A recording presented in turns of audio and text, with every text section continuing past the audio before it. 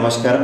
నా పేరు doctor Deepak Rathod, RK Lakshmi children's hospital, Nizamabad. So గత వారం నుంచి మనం చూసుకుంటే చలి తీవ్రత చాలా పెరిగింది. సో 1 వీక్ నుంచి almost around 3 to 4 degrees Celsius drop in temperature ఉంది మన తెలంగాణ ఓవరాల్గా. స్పెషల్లీ నిజామాబాద్లో చూసుకున్నట్టయితే నైట్ టైం టెంపరేచర్ మాత్రం చాలా తగ్గిపోతుంది. సో ఈ తగ్గిపోవడం వల్ల మనము పిల్లల్లో తీసుకునే జాగ్రత్తలు ఏందో చూస్తాం. సో ఈ చలి తీవ్రత ఎక్కువ అవుతే ఏమవుతుందని అంటే యూజువల్గా టెంపరేచర్ తగ్గడం వల్ల చిల్డ్రన్ ఇమ్యూనిటీ పవర్ కొంచెం డౌన్ గ్రేడ్ అవుతుంది. డౌన్ గ్రేడ్ అయినప్పుడు ఇన్ఫెక్షన్స్ అనేటివి అండ్ స్పెషల్లీ ప్రీడిస్పోజింగ్ అంటే ఇది వరకు పిల్లలకి ఏమైనా శ్వాసకోత సంబంధించిన ఏమైనా వ్యాధులు ఉంటే ఆస్తమా అలాంటి వాళ్ళకు తీవ్రత కొంచెం అధికంగా ఉంటుంది. సో అలాంటి పిల్లలకు జాగ్రత్తగా you should take care of them selves. So మనం మెయిన్గా చూసుకున్నట్టయితే చలి తీవ్రత నుంచి మనం ప్రొటెక్ట్ చేసుకొని రొటీన్గా monkey caps, hand gloves, leg gloves బదులు మనం సాక్స్ వేసుకుంటాం. అంటే ఫుల్లీ కవర్డ్ హ్యాండ్స్ గ్లౌస్తో పాటు ఇక్కడ 4 ఆర్మ్ కూడా కవర్ చేసుకునేటట్టు ఉండాలి. అండ్ స్కూల్కి వెళ్ళే పిల్లలకు 9:30, 10కి కూడా చాలా చలి తీవ్రత ఎక్కువ ఉన్నది. సో ఆ టైం వాళ్ళకు కూడా మనము జాకెట్స్ లేకపోతే హుడీస్ వేసి పంపిస్తే చాలా బెటర్. ఎందుకంటే త్రూఅవుట్ ద డే కూడా టెంపరేచర్స్ ఏమి రేజ్ అవ్వట్లేదు. సో ఈ చలి తీవ్రతను తట్టుకోవడానికి మనము హుడీస్, క్యాప్స్ అలాంటివి వేసుకుంటే చాలా బెటర్ పిల్లలకు. సో ఈ చలి నుంచి మెయిన్గా ప్రొటెక్షన్ వచ్చేది మనకు నోస్, ఇయర్స్ అండ్ ఐస్, ఇవి 3 ఎఫెక్ట్ అవుతుంది. సో ఈ త్రీ పార్ట్స్ని చాలా కేర్ఫుల్గా చూసుకోవాలి. ఇయర్ క్యాప్స్ లేకపోతే మామూలుగా హుడీస్, ఇయర్ హుడీస్ ఉంటాయి, లేకపోతే mask.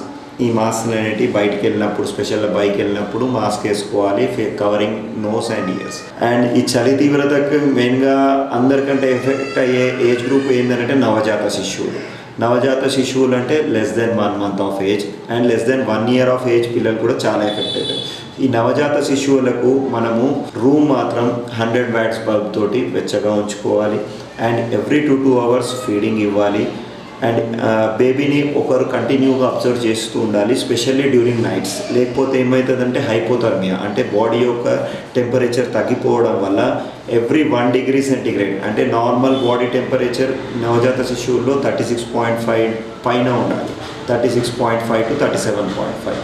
So 1 degree temperature baby యొక్క అంటే టెంపరేచర్ 1 degree తగ్గిన మార్టాలిటీ అంటే చనిపోయే ప్రమాదం 28% పెరుగుతుంది. సో ఎర్లీ మార్నింగ్ డెత్స్ అనేవి చాలా కామన్గా చూస్తుంటాం మనం, స్పెషల్లీ ఈ నవజాత శిశువుల్లో.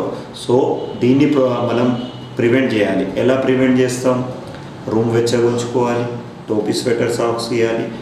తల్లి ఒళ్ళో maximum skin to skin contact అంటాం కదా, స్కిన్ టు స్కిన్ కాంటాక్ట్ ఉంచాలి. తల్లిపాలు కంటిన్యూగా ఇవ్వాలి. ప్రీటర్మ్ బేబీస్కి అంటే నవజాత శిశువులు టైం కంటే ముందు పుట్టడం, వీళ్ళకి ఇంకా ఎక్కువ కేర్ఫుల్ అంటే ఇంకా ఎక్కువ జాగ్రత్తలు తీసుకుంటూ ఉండాలి. సో ఇఫ్ పాసిబుల్ అంటే రూమ్ 100 watts బల్బ్ తోటి కూడా మనకు వెచ్చగా ఉండట్లేదని అంటే ఇంకా నెక్స్ట్ ఆప్షన్ వచ్చేసి మనకు రూమ్ హీటర్. ఈ రూమ్ హీటర్స్ పెట్టుకొని మనం వెచ్చగా ఉంచుకోవాల్సి వస్తుంది.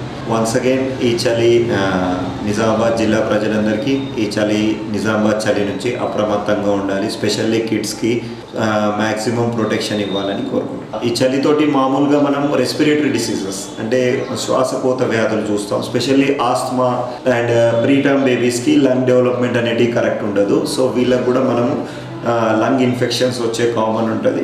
అండ్ దాంతోపాటు అలర్జీస్ వల్ల అలర్జీస్ అంటే చలి తీవ్రత ఎక్కువ ఉండడం వల్ల ఊరికే తుమ్ములు, కోల్డ్, కఫ్, కొందరికి ఇది ముదిరి దమ్ము పెరుగుతుంది. సో దానికి అలాంటి సిచ్యువేషన్ వస్తే కానీ వెంటనే హాస్పిటల్ తీసుకెళ్ళాలి.